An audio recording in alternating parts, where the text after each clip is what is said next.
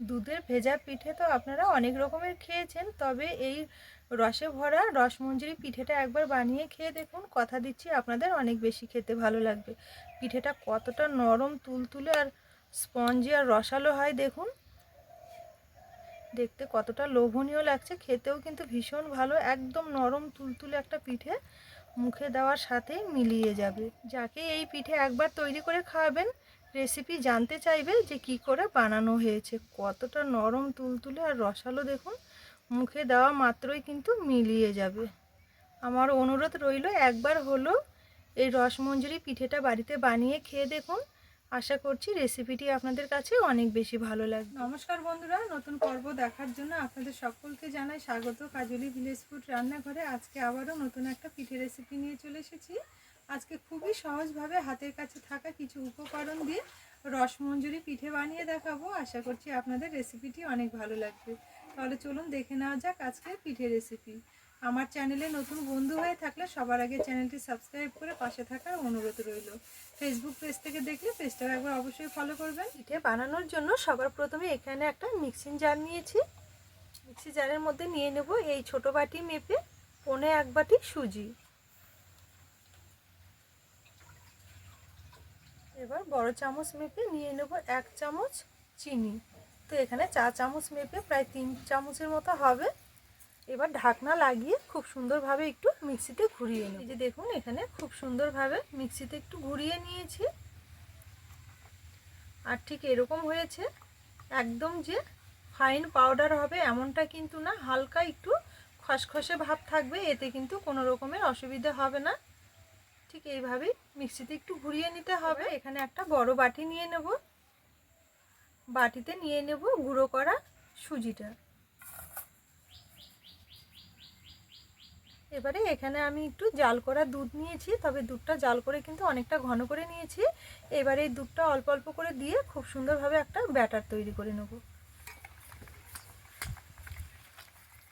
এখানে রসমঞ্জরি পিঠে তৈরির জন্য অল্প অল্প করে দুধ দিয়ে ব্যাটারটা তৈরি করে নিতে হবে, কারণ এই ব্যাটারটা কিন্তু খুব একটা পাতলা হবে না, একটু ঘন করে তৈরি করে নিতে হবে। আর সেই কারণেই কিন্তু দুধটা অল্প অল্প করে দিয়ে তৈরি করে নিতে হবে। তো এখানে সুজি রয়েছে, এবার একটু থালা দিয়ে ঢেকে 10 মিনিটের জন্য রেস্টে রেখে দেবো। এতে করে দেখবেন সুজিটা ফুলে কিন্তু অনেকটা বেড়ে যাবে আর ব্যাটারটাও কিন্তু আগের তুলনায় অনেকটা সফট হবে। তো সেই কারণে একটু রেস্টে রেখে দেব। তো এখানে আমি ব্যাটারটা প্রায় 10 থেকে 12 মিনিটের জন্য একটু রেস্টে রেখে দিয়েছিলাম। আর দেখুন অনেকটা কিন্তু ব্যাটারটা ঘন হয়ে গেছে আগের তুলনায়। এইবার এর মধ্যে আরও কিছু উপকরণ দেব। এখানে নিয়েছি আমি একটু ফ্রেশ নারকেল কোড়া। এই নারকেল কোড়াটা দেওয়ার জন্য খেতে পিঠেগুলো অনেক বেশি ভালো লাগবে। এবার দেব সামান্য একটু বেকিং পাউডার, আর দেব সামান্য একটু বেকিং সোডা, আর দেব সামান্য একটু লবণ। এই লবণটা দেওয়ার জন্য দেখবেন পিঠেটা অনেকটাই খেতে ভালো লাগবে। এবার সমস্ত উপকরণ আবারও খুব ভালো করে একটু মিশিয়ে নেব। এই ব্যাটারের মধ্যে বেকিং পাউডার আর বেকিং সোডা খুব অল্প পরিমাণে দিতে হবে, আর দেওয়ার জন্য দেখবেন ব্যাটারটা কিন্তু অনেকটাই হালকা হয়ে যাবে। আর পিঠেগুলো খুব সুন্দর তৈরি হবে, একদম নরম তুলতুলো আর ফুলকো ফুলকো হবে। তো দেখুন এখানে সব কিছু দিয়ে আবারও খুব ভালো করে একটু ফেটিয়ে নিয়েছি ব্যাটারটা। এখন কিন্তু ভেজে নেওয়ার জন্য একদম পারফেক্টভাবে রেডি হয়ে গেছে। চলুন এবার পিঠেগুলো ভেজে নেব। পিঠেগুলো ভেজে নেওয়ার জন্য উনুন জেলে একটা কড়াই বসিয়ে নিয়েছি। কড়াই নিয়ে নেব কিছুটা সাদা তেল। পিঠেগুলো ছেড়ে দেওয়ার আগে হাতের মধ্যে এইভাবে একটু জল ধরে নিতে হবে। তারপরে অল্প অল্প করে ব্যাটার নিয়ে তেলের মধ্যে ছেড়ে দেব।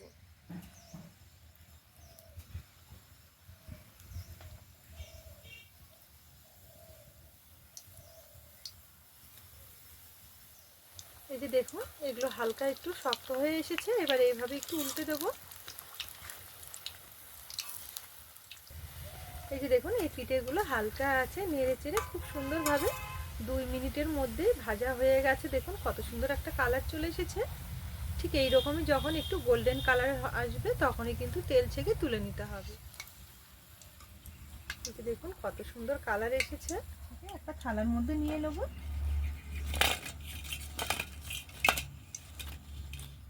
বাকি পিঠেগুলো একইভাবে ভেজে নেব।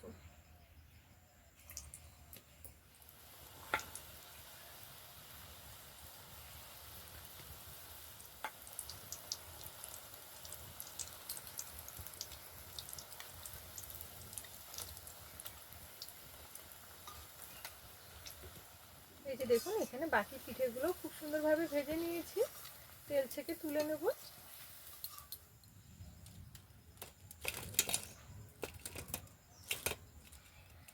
এই যে দেখুন এখানে 2 ব্যাচে সম্পূর্ণ পিঠেগুলো ভেজে নিয়েছি, আর কতটা সুন্দর লাগছে দেখতে দেখুন। এখানে আবার একটা কড়াই বসিয়ে নিয়েছি, কড়াইয়ে নিয়ে নেব 1/2 লিটার মতো দুধ।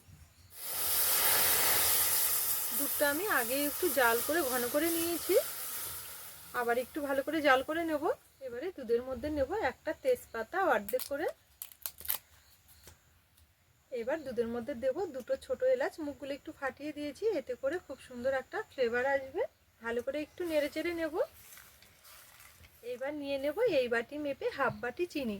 তো প্রথমে আমি এই বাটি মেপে 1/4 বাটি সুজি নিয়েছিলাম, আর 1/4 বাটি সুজির জন্য এখানে আমি 1/2 বাটি চিনি নিয়েছি। তবে আপনারা মিষ্টির স্বাদটা একটু বাড়িয়ে কমিয়েও নিজেরা নিতে পারবেন। যদি মনে করেন মিষ্টি খেতে বেশি পছন্দ করেন, সেক্ষেত্রে চিনির মাপটা আর একটু বাড়িয়ে দেবেন। ভালো করে নেড়ে চেড়ে চিনিটা একটু গলিয়ে নেব।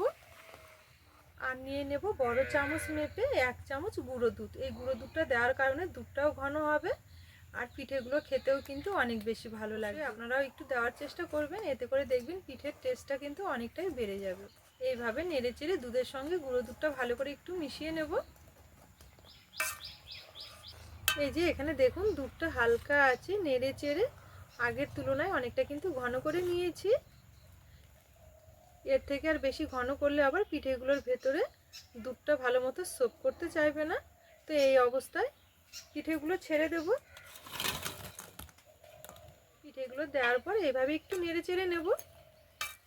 তো এখানে পিঠেগুলো আমি কিন্তু উনুনের ওপরেই দিয়েছি, হালকা আছে 1 থেকে 2 মিনিটের মতো একটু নেড়ে চেড়ে নেব। এখন কিন্তু উনুনে কোনো রকমের জাল দেইনি, তবে হালকা একটু গুনগুনে আঁচ রয়েছে। এই যে দেখুন এখানে 1 থেকে 1.5 মিনিটের জন্য আমি উনুনের উপর বসিয়ে রেখেছিলাম। আবারও খুব ভালো করে একটু হালকা আছে ফুটে উঠেছে। এই অবস্থায় নামিয়ে নেব।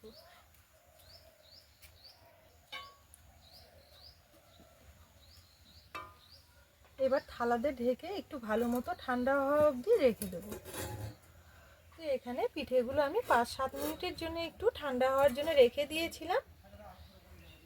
আর এই যে দেখুন কতটা সুন্দর হয়েছে, একদম নরম তুলতুলে, জোরে নাড়াচাড়া করলেই কিন্তু ভেঙে যাবে, এতটা নরম হয়েছে।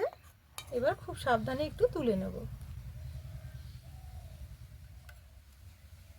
একদম নরম তুলতুলে রসালো একটা পিঠে, খেতে কিন্তু ভীষণ ভালো লাগে। পিঠে তো আপনারা অনেক রকমের খেয়েছেন, একবার হলো এই পিঠেটাও তৈরি করে খেয়ে দেখতে পারেন। কথা দিচ্ছি আপনাদের অনেক বেশি ভালো লাগবে। এই যে দেখুন এখানে সম্পূর্ণ পিঠেটাই আমি খুব সুন্দরভাবে একটা থালাতে তুলে নিয়েছি, আর কতটা লোভনীয় লাগছে দেখুন। একদম নরম তুলতুলে রসে ভরা একটা পিঠে, খেতে কিন্তু ভীষণ ভালো লাগে। তাহলে বন্ধুরা আজকের এই রসমঞ্জুরি পিঠে আপনাদের কেমন লেগেছে অবশ্যই কিন্তু একটা কমেন্ট করে জানাতে ভুলবেন না। পুরো ভিডিও দেখে যদি রেসিপি ভালো লেগে থাকে তাহলে অবশ্যই আমার চ্যানেলটি ফলো করে পাশে থাকবেন। আজকের জন্য রেসিপি এখানেই শেষ করলাম, ফিরে আসবো পরের দিন আবারও নতুন রেসিপি নিয়ে। ততক্ষণের জন্য আপনারা ভালো থাকবেন, সুস্থ থাকবেন।